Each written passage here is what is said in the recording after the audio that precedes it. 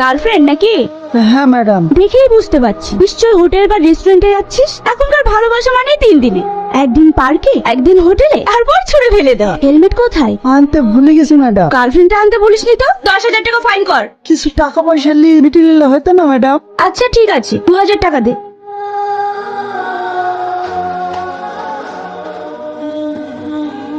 যা।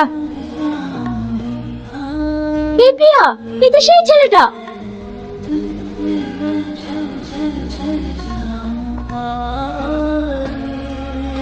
ইস, আপনার লাগেনি তো? আরে এরকম বডিতে একটু লাগলে কি হবে? আবার অনেক টাকা না? রাস্তাঘাটে যারা চলে তাদেরকে দেখে মানুষ মনে হয় না? এরপর থেকে রাস্তায় চললে সাবধানে চলবে। আমার গায়ে হাত তোলা? আমি তোদের হাত ভাঙতে না পেরেছি, তবে আমার নামও প্রিয়া না।